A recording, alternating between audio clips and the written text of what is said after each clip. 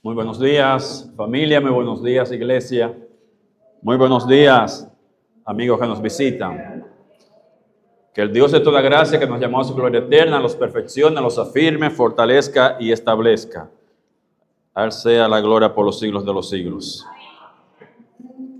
Continuamos con nuestra serie que hemos estado viendo basada en la carta del apóstol Pablo a los Efesios. Y hoy es nuestra cuarta fecha.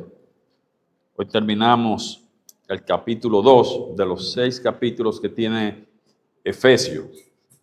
Y hemos aprendido en las semanas anteriores que Dios eligió a la iglesia desde antes de la fundación del mundo para darles innumerables bendiciones, bendiciones espirituales.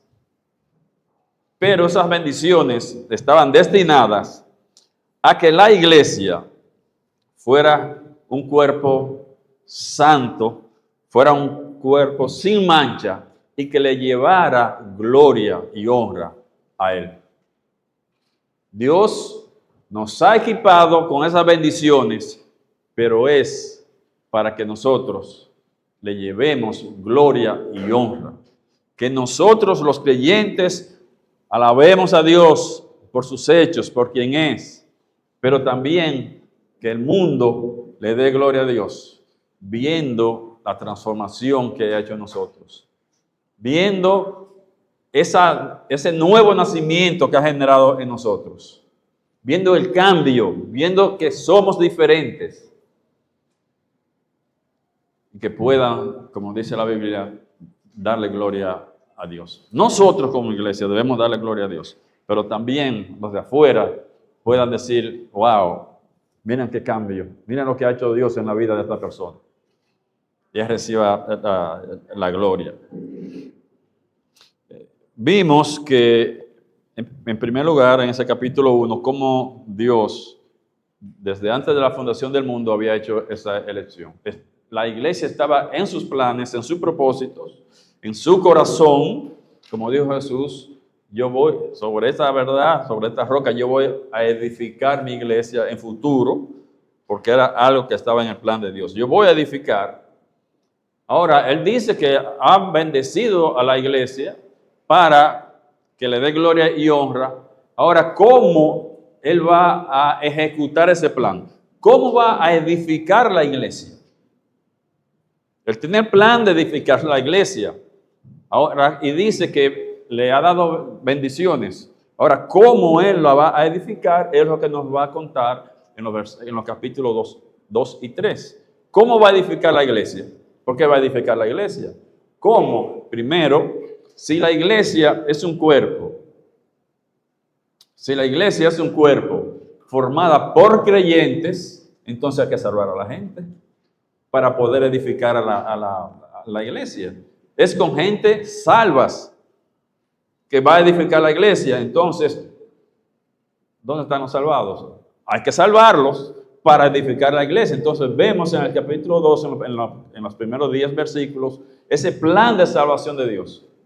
Cómo Dios, por Cristo, por su sacrificio, que pagó por todos nuestros pecados, por los pecados del mundo pagó, para hacernos salvables. Ahora, para que cada persona en el mundo pueda ser salva con solamente creer en Cristo para vida eterna. Nos ha dado esa gracia, nos ha dado la gracia de que solamente con creer en Cristo para vida eterna, tenerla. Entonces, ser miembro de la iglesia universal, pero también debemos pertenecer a una iglesia local. ¿Y cómo Él dice que nos salva? En Efesios, capítulo 2, 8 y 9. Porque por gracia sois salvos por medio de la fe. Y esto, el ser salvo por gracia, con solamente creer, no es de vosotros, no es de hombre.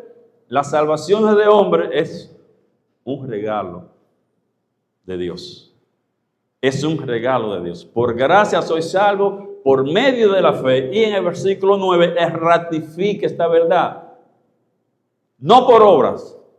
La salvación no viene por obras. Él dijo que es por la fe. Es por la fe, pero Él ratifica. No es por obra para que nadie se gloríe. Para que nadie se gloríe. Así salva a las personas.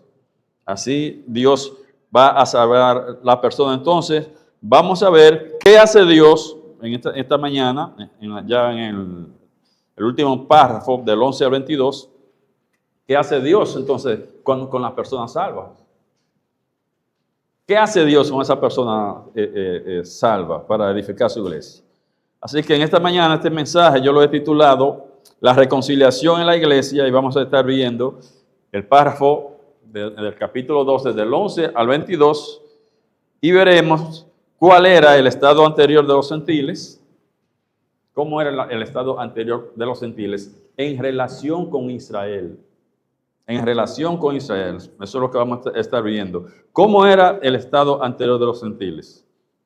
Recuerda que Dios quería en su plan edificar su iglesia, ese cuerpo formada por gentiles y judíos. Ahora, ¿cuál era esa posición de nosotros como gentiles en relación con los judíos? Y vamos a estar viendo también cuál es nuestro estado actual. ¿Cuál era el propósito de Dios al terminar esa enemistad entre judíos y gentiles? Y vamos a ver las consecuencias de esa unidad. ¿Qué trajo esa unidad? ¿Cuál es la consecuencia de esa unidad entre judíos y gentiles? Antes de que veamos esto, vamos a orar. Mi buen Dios y Padre nuestro, te alabamos, te glorificamos. Toda gloria, toda honra y todo honor a ti, Señor, porque solamente tú la mereces. Único Dios, vivo y verdadero, el Dios de Abraham, el Dios de Isaac, el Dios de Jacob, el Dios de Israel y el Dios nuestro, a quien servimos, en quien confiamos y quien esperamos.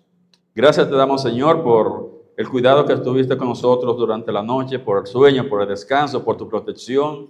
Gracias por este día que pones delante de nosotros. Sabemos que si estamos respirando es porque tú tienes un propósito en nuestra vida, en cada una de nuestras vidas. Ayúdanos, Señor, a cumplir con ese propósito para el cual tú nos tienes hoy viviendo. Ayúdanos a mantener un buen testimonio ante el mundo, Señor, y no nos deje caer en tentación. Te pedimos perdón por nuestros pecados, porque reconocemos, Señor, que fallamos, que pecamos, conscientes, inconscientemente, Señor. Reconocemos nuestras debilidades. Por eso te suplicamos que nos perdone y que nos limpie de toda maldad para nosotros poder continuar caminando en tu luz admirable. Ayúdanos en esta mañana a entender tu palabra, a entender, mi Dios, tus principios, tus verdades, las enseñanzas que nos quiere dar hoy, que quieres que aprendamos hoy, mi Dios. Quita todo lo que impida que nosotros podamos recibir esa bendición. Y estos favores te lo pedimos en el nombre que es sobre todo nombre, en el nombre de Jesús. En el nombre de Jesús. Como les decía, Dios salva a esos pecadores. De pecadores lo convierte en santos. Pero Dios a esas personas que salva, que va salvando, no lo deja abandonado.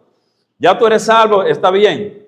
Sino que lo trae a la unión con otros creyentes, En este párrafo que vamos a estar tratando en esta mañana, Pablo va a tratar el concepto de unidad corporativa, o sea, la unidad de un cuerpo, de ese cuerpo formado tanto por judíos como por gentiles que han sido salvados. Vamos a ver la unidad en el cuerpo de Cristo, en la iglesia. Lo primero que Pablo va a establecer es, aquí en este párrafo, es cuál era nuestro estado anterior. Como gentiles, cuál era nuestro estado anterior antes de ser salvados. ¿Cuál era nuestro estado en relación con los gentiles? Con los gentiles. No nuestra condición espiritual, que fue lo que nos enseñó al principio. ¿Cómo estábamos al principio? O sea, nuestra condición espiritual. Estábamos muertos en delitos y pecados, siguiendo la corriente de este mundo, siguiendo al príncipe de la potestad del aire, siguiendo toda esta corriente pecaminosa de ese sistema. ¿Y cómo fuimos salvados? Eso era nuestra posición espiritual. Ahora, nuestra posición con relación a Israel, a los judíos, porque con ellos es que nos vamos a unir, que Dios nos une para formar la iglesia. ¿Cuál era nuestra relación anterior? Y Pablo quiere que los gentiles en Éfeso, como nosotros también, comprendieran cuál era su condición antes de nosotros tener la vida eterna. Esto nos ayuda mucho a entender la obra de Dios en nosotros, de dónde nos ha sacado, de dónde nos ha librado, cuánto ha costado, cuánto se ha pagado para eso. Porque cuando una persona tiene conciencia de esto, lo que Dios ha hecho por nosotros, su obra en nosotros, de seguro que esto va a afectar positivamente su conducta, que lo va a hacer cambiar en general. Pablo quería esto, o sea, cuando yo tengo conciencia de lo que Dios ha hecho por mí, eso me va a afectar. A mí particularmente me ha ayudado ver qué Dios ha hecho por mí, dónde yo estaba y dónde me ha traído. Sacarme del lodo cenagoso y ponerme sobre una roca. Eso no es para que yo lo vea con indiferencia. Eso debe afectarme. ¿Qué otra cosa yo puedo hacer que no sea entregar mi vida por completo a Dios? ¿Cómo no he de alabarle? Entonces, Pablo nos va a decir cuál era su condición. ¿Cuál era la condición de nosotros antes de ser salvos en relación con Israel? En relación con Israel. Bueno, pues en primer lugar, nuestra relación era de desunión. No había una unión con los judíos. Nuestra condición era de desunión, dicen los versos 11 y 12. Dicen los versos: por tanto, acordaos de que en otro tiempo vosotros, los gentiles en cuanto a la carne, Pablo le está hablando a los gentiles obviamente se sentían menospreciados, y Pablo está tratando de convencerlos de que ustedes son grandes o importantes, ustedes son importantes, no se sientan excluidos, porque los gentiles o los judíos los menospreciaban. Estos son incircuncisos, o sea, ustedes no están circuncidados, no son judíos, ustedes son menos, entonces los menospreciaban. Miren lo que dicen los versos 11 y 12. Por tanto, acordaos de que en otro tiempo vosotros, los gentiles en cuanto a la carne, erais llamados incircuncisión por la llamada circuncisión hecha a mano en la carne. O sea, los judíos le decían incircunciso y todavía le dicen a los gentiles: usted es un incircunciso, es como decir, usted es un perro, quítese de ahí. Ese era un insulto, de menosprecio. Le decían incircunciso. En aquel tiempo estaban sin Cristo, alejados de la ciudadanía de Israel, los gentiles, y ajenos a los pactos de la promesa en singular. Los pactos de la promesa, sin esperanza y sin Dios en el mundo.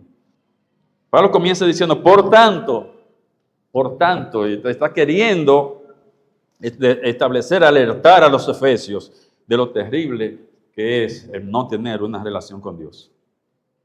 Ellos los gentiles estaban separados de los judíos, que los llamaban incircuncisos y los cuales los menospreciaban, por esta diferencia física. La diferencia física, ¿cuál? De la circuncisión. A los judíos le habían quitado ese pedacito de tela a los varones, el prepucio, y los gentiles no. Pero esa cosita hacía una grandísima diferencia. Era una pared que lo separaba. Esa simple diferencia, tú estás circuncidado, y el otro no está circuncidado, pues eso había levantado una gran barrera entre ellos que afectaba todas las áreas de la vida. Una separación, una enemistad. Esa falta de circuncisión en los no gentiles también significaba la falta de 5 privilegios que tenían los judíos. Esa diferencia que los separaba también significaba la falta de esos 5 privilegios que tenían los judíos que no lo tenían los gentiles. ¿Cuáles eran esas diferencias? Estaban en desunión, entonces, ¿qué privilegios judíos le faltaban a los gentiles? En primer lugar, dice que estaban sin Cristo. Los judíos estaban sin Cristo. Dice el verso 12, la parte A dice, en aquel tiempo estaba sin Cristo, o sea, no tenían conexión con el Mesías. Los gentiles no tenían ningún tipo de conexión con el Mesías, no solamente personalmente, que podía ocurrir con los gentiles también, que podían estar sin Cristo, en cuanto a personalmente como su Salvador, sino que también tenían poca esperanza nacional. Israel sí tenía una esperanza de ese Mesías. Y el Mesías vino, no lo reconocieron, no lo aceptaron, y todavía ellos están esperando al Mesías. El Mesías va a volver. Pero los gentiles, antes de ser salvados, no tenían ninguna esperanza nacional. Porque ¿cuál es la nación de los gentiles? Son las naciones. Israel era una nación con la cual Dios hizo pactos con ellos, pero con los gentiles no. Entonces, los gentiles estaban sin Dios, no tenían esa esperanza nacional del Mesías. En segundo lugar, estaban alejados de la ciudadanía de Israel. Estaban alejados de la ciudadanía de Israel. El verso 12, la parte B sigue diciendo que asimismo, alejados de la ciudadanía de Israel. O sea, los gentiles, ni nosotros tampoco, que somos gentiles, pertenecíamos a la nación de Israel. Estábamos excluidos de ese estado teocrático. Estamos excluidos. No teníamos nada que ver con Israel. Estamos excluidos. Aunque algunos gentiles podían convertirse al judaísmo. Lo llamaban prosélitos. Entonces los circuncidaban y los gentiles, esos gentiles, empezaban a guardar la ley. Entonces ya se habían convertido al judaísmo, pero como un todo, estábamos excluidos. Algunos, particularmente, individualmente, podrían haber sido evangelizados en el judaísmo, convertirse al judaísmo, eran prosélitos, pero como nación, los gentiles de Éfeso y nosotros también estábamos alejados de la ciudadanía de Israel. En tercer lugar, eran ajenos a los pactos de la promesa en singular. Los gentiles eran ajenos a los pactos de la promesa. Dice el verso 12 en la parte C, que estaban ajenos a los pactos de la promesa. Dios hizo algunos pactos con Israel. Dios nunca hizo pactos con los gentiles. No hay pactos con los gentiles. Dios hizo algunos pactos, el pacto abrahámico, el pacto que hizo con mosaico o palestino, lo mismo, el pacto palestino o mosaico, el pacto davídico y el nuevo pacto. Esos pactos con Israel. Por medio de esos pactos, Él le prometía que iban a tener una nación, que iba a tener una descendencia, una tierra, un reino. Obviamente, si va a tener un reino, un rey. Ese rey es Cristo. Y ese reino prometido todavía no se ha cumplido. Es una promesa que está por cumplirse, pero que se va a cumplir en el milenio. ese reino que como no tendrá fin, que será un reino de justicia, como se le prometió a Israel, todavía es futuro. Sí, ya se han cumplido alguna parte de esos pactos, hubo descendencia, se le ha dado la tierra, pero falta por cumplir el reino. Si los otros lo han cumplido literalmente,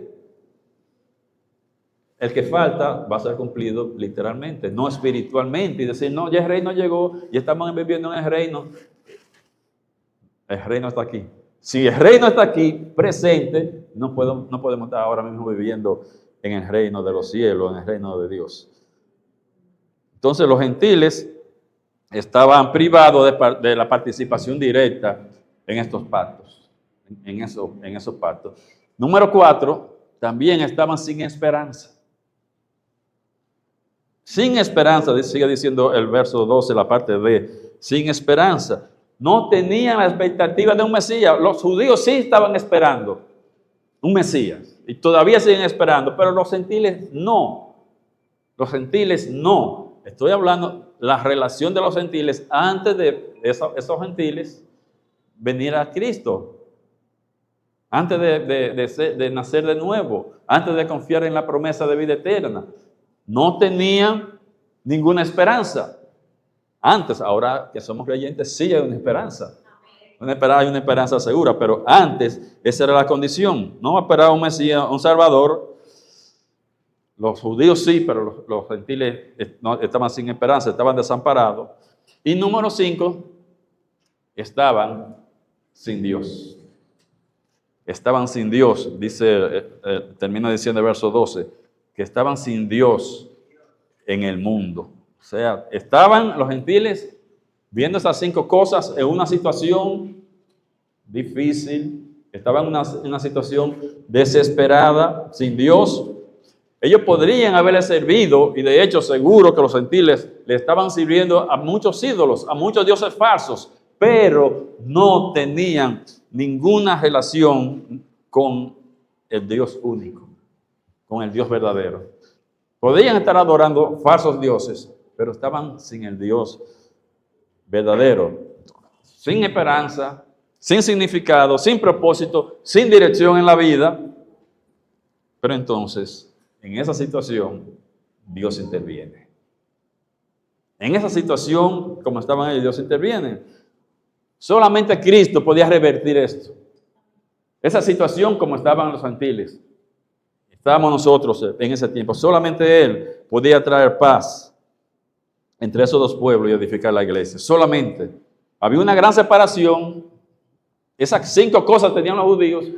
Esas 5 cosas le faltaba a los gentiles, carecían los gentiles. Solamente Cristo podía acercar a estos pueblos, resolver esa situación. Y en el verso 13, Pablo hace la declaración de paz entre ambos pueblos por medio de la obra de Cristo. En el verso 13, fíjense la separación que había. Ahora en el verso 13, Pablo va a declarar ahora esa paz entre los dos pueblos. ¿Por qué? Por la obra de Cristo, por lo que hizo Cristo. Dice el verso 13, pero ahora en Cristo Jesús, vosotros que en otro tiempo estabais lejos, habéis sido hechos cercanos por la sangre de Cristo.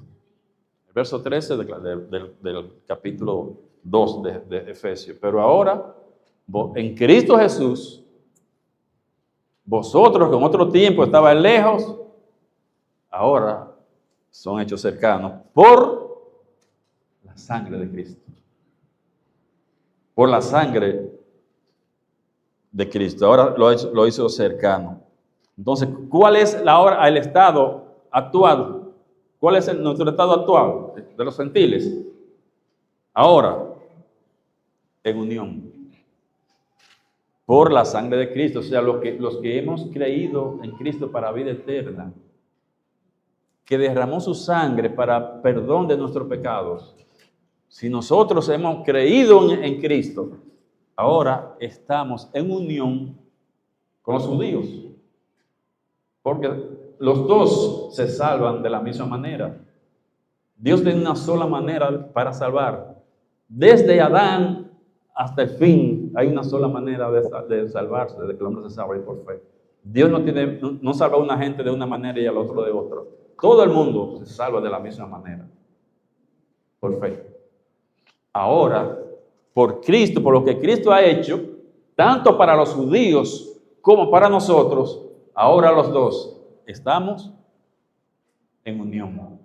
Esa enemistad que existía ahora en la iglesia es quitada y ahora es eliminada. Y él dice, pero ahora en Cristo Jesús hay un doble contraste en esa expresión. En primer lugar, antes él decía que en el verso 11 decía que en otros tiempos estaban de esta manera, no tenía a Dios, todo esto dice en el verso 11, y aquí ahora está diciendo, pero ahora.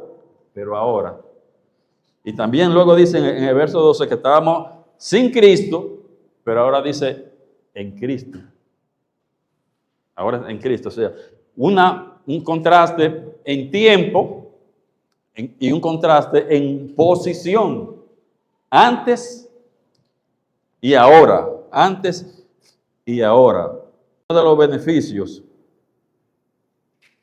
de la sangre de Cristo es la unión de los gentiles y los judíos en un cuerpo. Ahora, ¿cómo se puso fin a esa enemistad? ¿Cómo se puso fin a esa enemistad? Dice la Biblia que fue aboliendo la ley. Había una separación, había una diferencia. Los judíos tenían una ley, los gentiles no tenían esa ley, entonces había una división entre los que guardan la ley y los que tienen ley y los que no tienen ley. Había una división. Entonces, ¿qué hizo Cristo para poder unir a este pueblo? Si tenían eso que los dividía, quitando la ley, aboliendo la ley. O sea, los judíos cristianos no tienen que guardar la ley. Pablo dijo, ya no estamos bajo ley, estamos bajo la gracia. Igual los gentiles. Entonces, si quitamos lo que hacía la diferencia, ya hay una unión. Quitamos esa barrera, dice el verso 14 y 15, porque Él es nuestra paz. Él es nuestra paz, que de ambos pueblos hizo uno. ¿Cómo? Derribando la pared intermedia de separación. Derribando esa pared de que los separaba. Había entre los dos. Aboliendo en su carne las enemistades. La ley de los mandamientos expresados en ordenanza. Cristo es la paz para judíos y gentiles. Él es nuestra paz. Él es nuestra paz. Y de ambos grupos hizo uno y destruyó esa pared de separación. En la iglesia universal, pero en las iglesias locales también. Cualquier pared entre nosotros, Cristo la ha quitado. Tenemos que entender esto. Cristo quitó esa barrera que había entre unos y otros, entre judíos y gentiles, pero también en las iglesias locales. Cristo quitó esa barrera. No debe haber ahora nosotros poner una barrera que Cristo quitó. Y tener separación entre nosotros. Y tener grupismo, y tener favoritismo.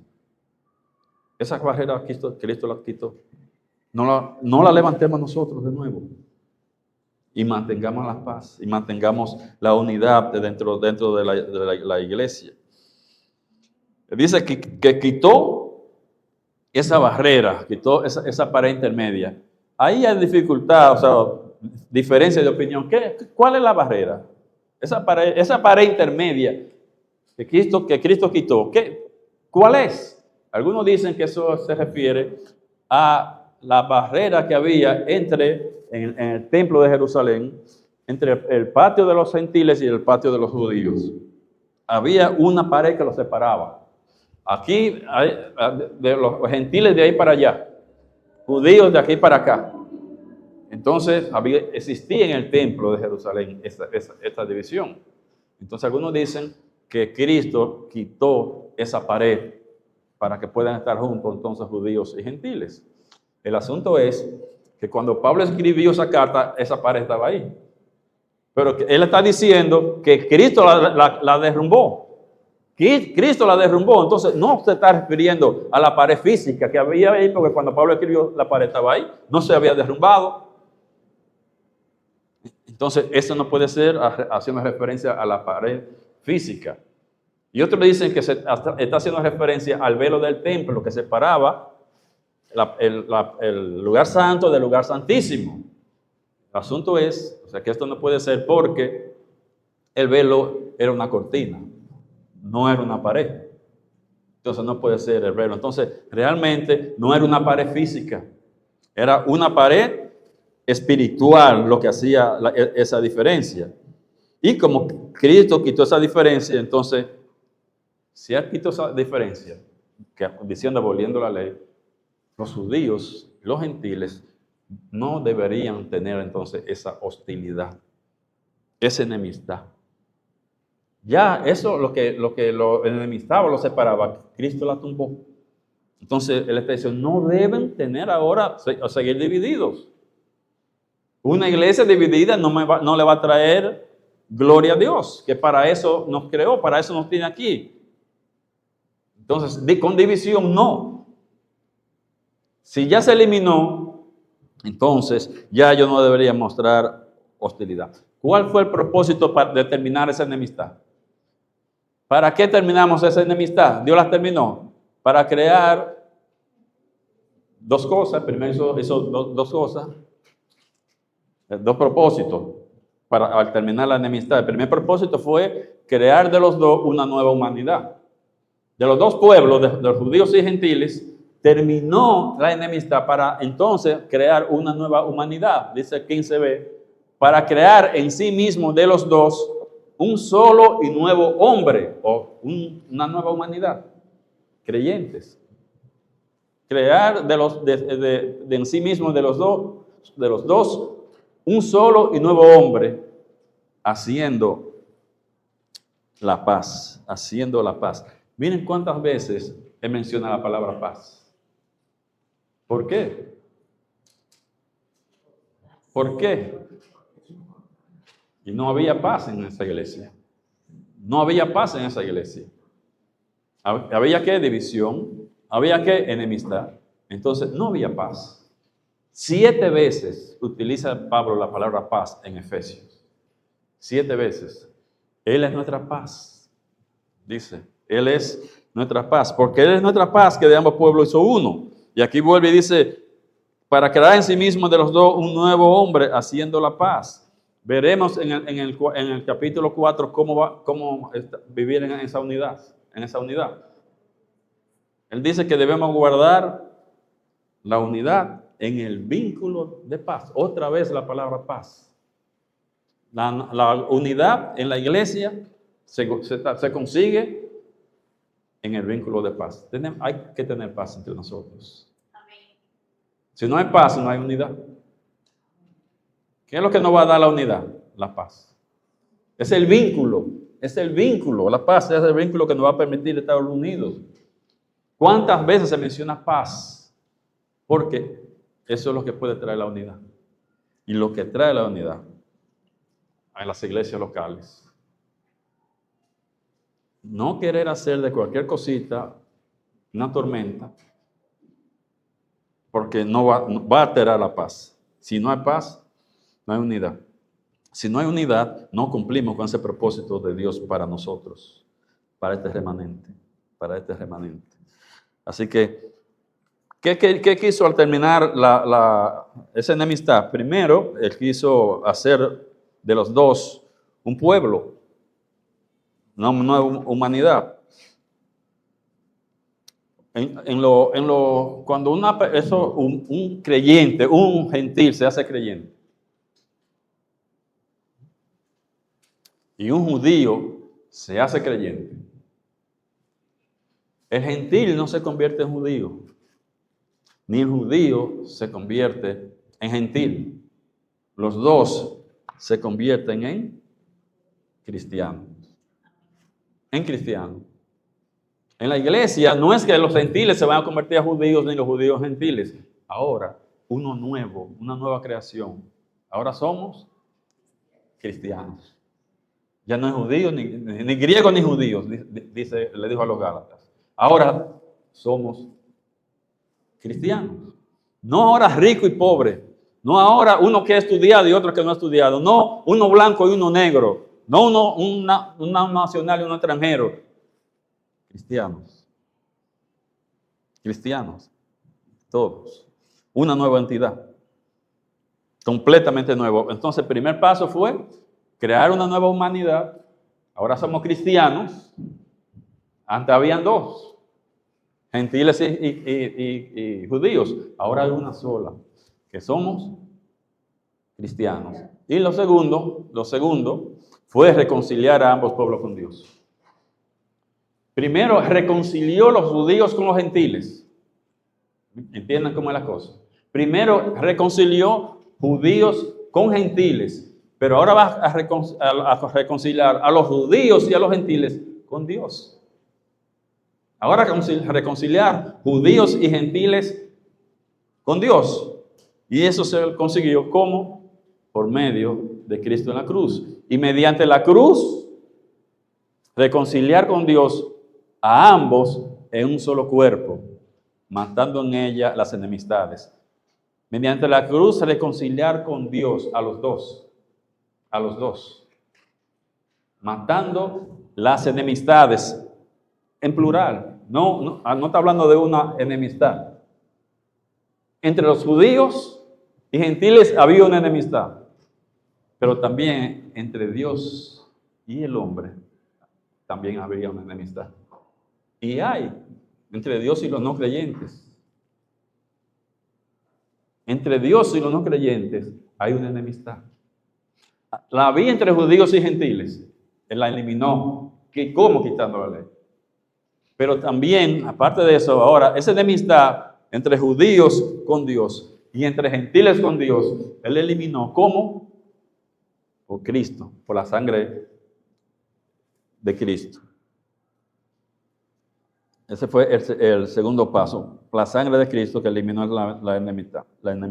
Él fue muerto, Cristo fue muerto, pero a pesar de que fue muerto, con su muerte, Él le dio muerte a las enemistades entre judíos y gentiles. Y Pablo habla de esto, de la reconciliación en otro versículo. Habla de esa reconciliación. En 2 Corintios 5, 18, 17 y 18. 2 Corintios 5, 18 y 19, él habla de la reconciliación. Dice Pablo diciéndole a los corintios, y todo esto proviene de Dios.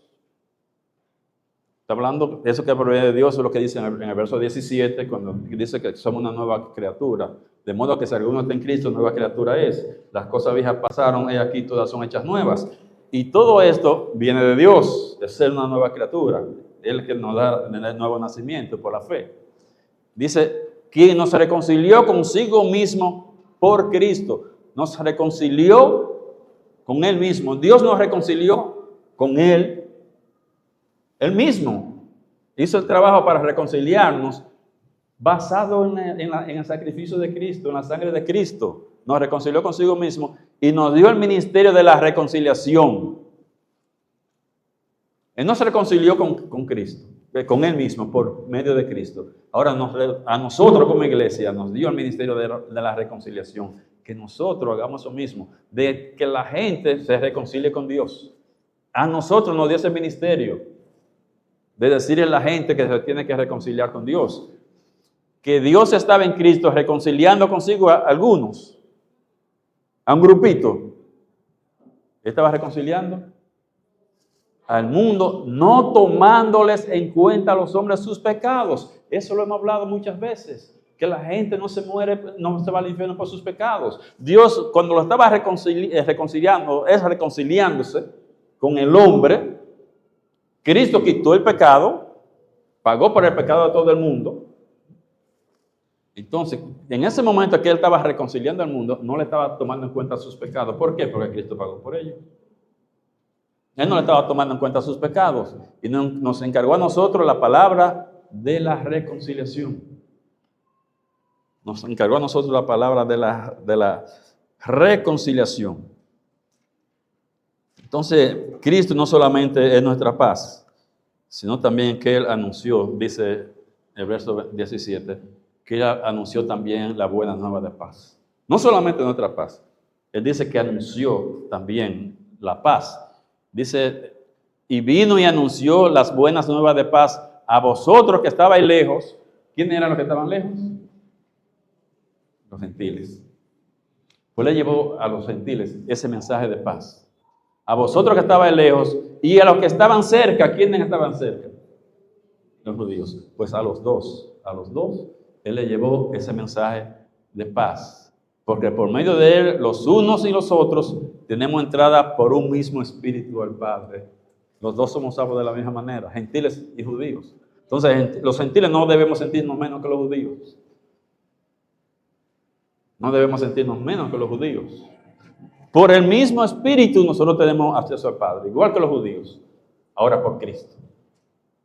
Por Cristo. ¿Cómo hizo Él esto? Dice que Él vino y anunció la buena nueva de paz a vosotros que estaban lejos y a los que estaban cerca. ¿Cómo hizo esto? ¿Cuándo hizo Jesús esto?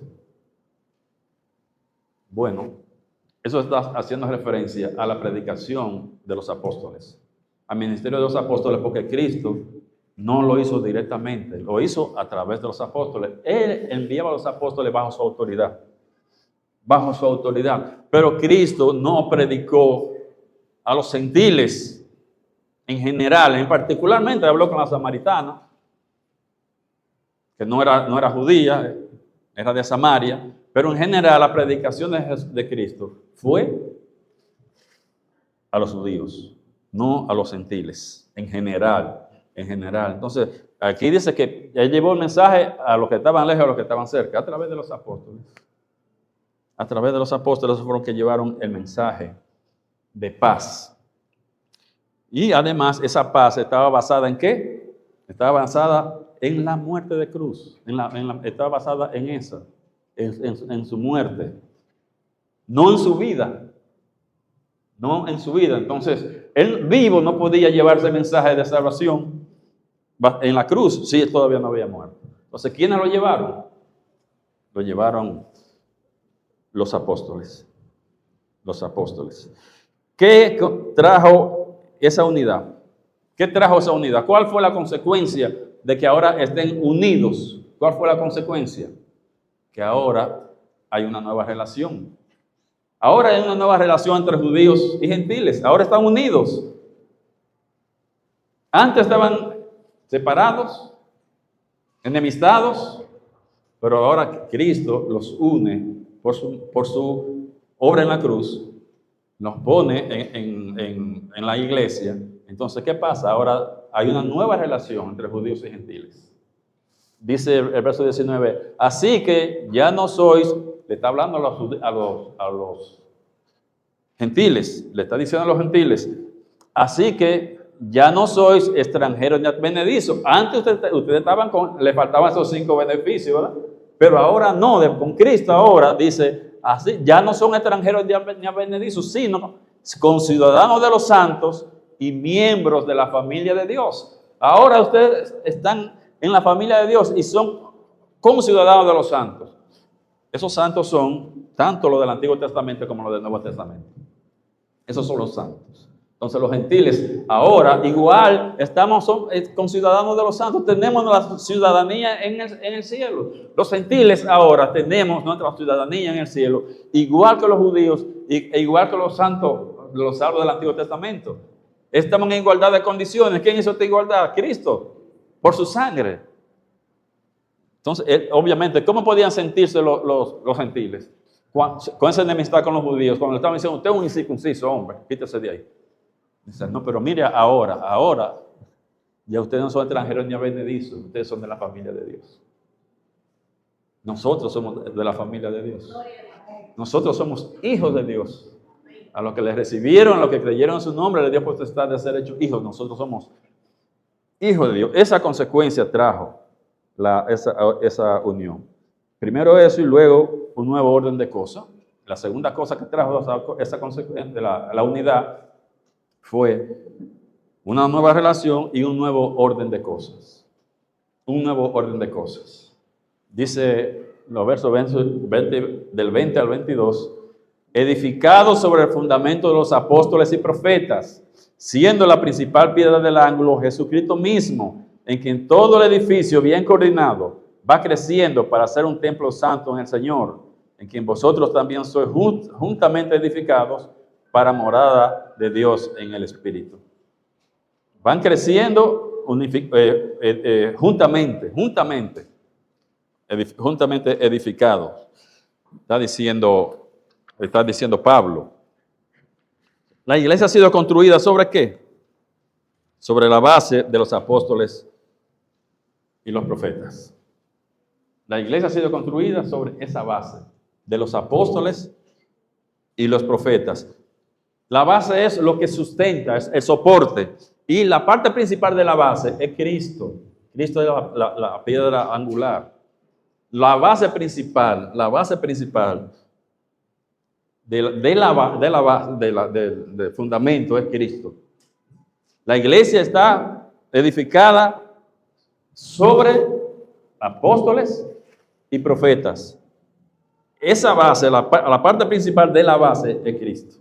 Cristo es la piedra angular. ¿Quiénes fueron los apóstoles? Los apóstoles fueron hombres escogidos por Dios para ese servicio. No para salvación, porque Judas fue escogido y no fue salvo. Escogido para hacer ese servicio de apóstoles. Y eran 12. Judas traicionó. Entonces Matías ocupó ese lugar del traidor. Entonces, Pablo y Bernabé también fueron considerados apóstoles. Entonces, como la iglesia está fundada sobre profetas y apóstoles, entonces hoy no pueden haber apóstoles. Porque los apóstoles están en la base. No hay apóstoles ahora que aparezcan sobre la estructura de la iglesia. Están en la base. Cualquiera ahora que venga a decir que es apóstol, no puede estar aquí porque la Biblia dice que ellos estaban en la base, en el fundamento, no aquí. Y obviamente la otra parte de la base eran los profetas. Cuando habla de los profetas, no está hablando de los profetas del Antiguo Testamento. Está hablando de hombres y mujeres en el Nuevo Testamento a quien Dios le daba revelaciones directamente. No tenían la palabra de Dios, no tenían la Biblia.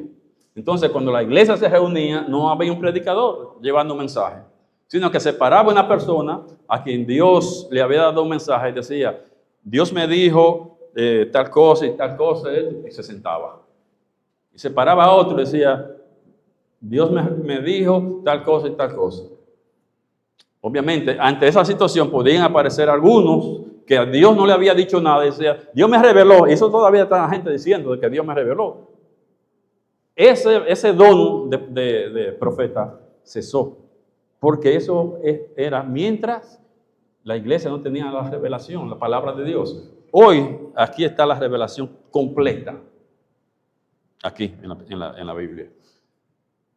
Entonces, como dice Tesalonicenses en el capítulo 5, examinad, no menosprecien las profecías. Estaba hablando de estas personas que se paraban y decían, Dios me dijo, Dios me reveló. Entonces había algunos que Dios sí les revelaba, pero había otros que se paraban a decir cosas que Dios no había dicho. Entonces por eso Pablo le dice, no menospreciéis las profecías, examinadlo todo. Ese que se paró a hablar, a decir, no, Dios me dijo que me dio el número para el domingo. Pero ¿qué dice la Biblia? ¿Entienden? Entonces, no. Él le dice, no menospreciéis las profecías, examinadlo todo y retener lo bueno. Pero como no había un predicador, entonces una gente se paraba. Entonces, sobre esas profetas creció la iglesia. Los profetas y esos apóstoles. ¿Y ellos estaban dónde? En la base, no en la estructura que aparezca uno diciendo que yo soy profeta fulano, pero está aquí. Los apóstoles y los profetas están en la base. Hoy día hay apóstoles y profetas. Sí, sí, pero falso. Sí. Lo hay, pero falso. Los judíos tenían su templo. Los judíos tenían su templo. Ese templo estaba, cuando Pablo escribió esta carta, el templo estaba íntegro, parado. Pero fue destruido en el año 70, los romanos, con Tito Vespasiano a la cabeza, lo destruyeron ese templo de los judíos. Hoy día, o siempre, la Iglesia Universal no tiene templo. No hay un lugar donde dice, la Iglesia Universal se está reuniendo allí. La Iglesia Universal se está reuniendo en Santo Domingo.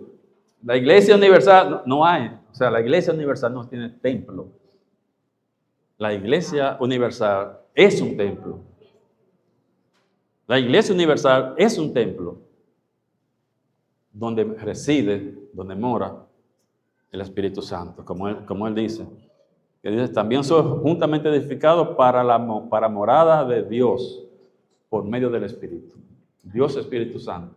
Dios está morando en la Iglesia Universal por medio del Espíritu Santo. Y que more Dios en esta iglesia por medio de su Espíritu Santo.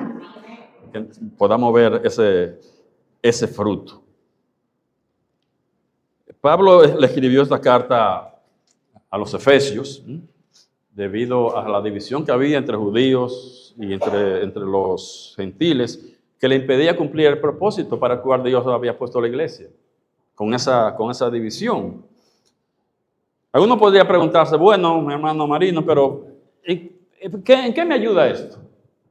¿Qué tiene esto que ver con nosotros? Si eso era un problema que tenían los judíos y los gentiles en aquel tiempo. ¿Y esto con nosotros qué? ¿Qué tiene que ver con el Día de las Madres? Bueno, mucho. Más de lo que usted puede imaginarse. Hoy hay divisiones, siguen las divisiones en las iglesias locales. Ya no es entre judíos y gentiles. Ya no es esa división que existía anteriormente, pero aún así en las iglesias locales continúan las divisiones. Ya no por esa división, por la ley, sino por otras causas, pero que son igualmente de dañinas, que son igualmente de perniciosas, que se convierten en una carga para que la iglesia pueda cumplir con su propósito.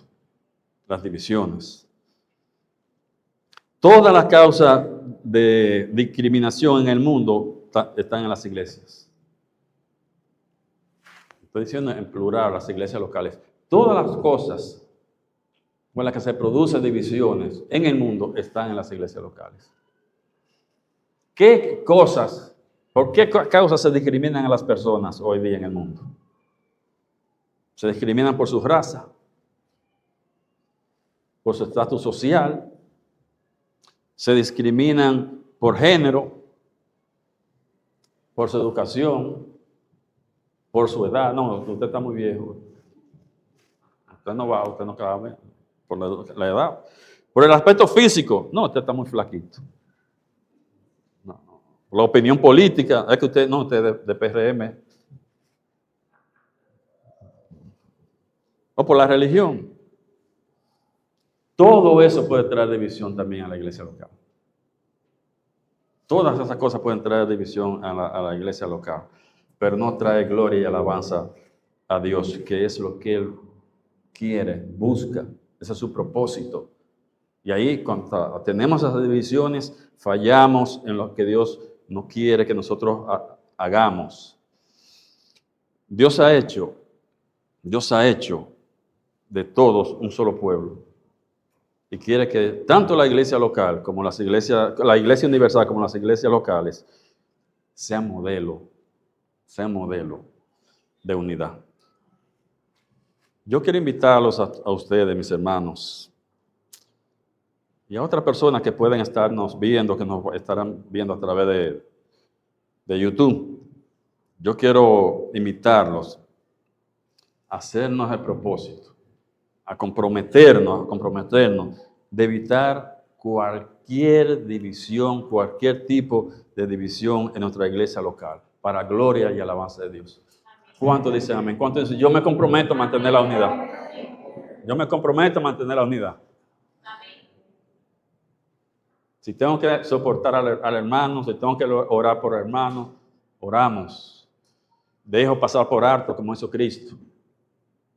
Pero mantengo la unidad de la iglesia, mantenemos la unidad de la iglesia y llevarle entonces gloria, honra a Dios. Que nuestra iglesia sea reconocida no por cómo predican, no cómo se visten, sino por el amor que tienen entre ellos. Cómo se aman, cómo se aman. Hay que ir a esa iglesia para que vean cómo se aman. Que seamos reconocidos por eso, no por tener un tirijala dentro de la iglesia. Para gloria y alabanza de Dios. Dijo Pablo a los Gálatas en 3:28 le dijo Pablo a los Gálatas, ya no hay judío ni griego, no hay esclavo ni libre, no hay varón ni mujer, porque todos vosotros sois uno en Cristo. Que Dios bendiga su palabra.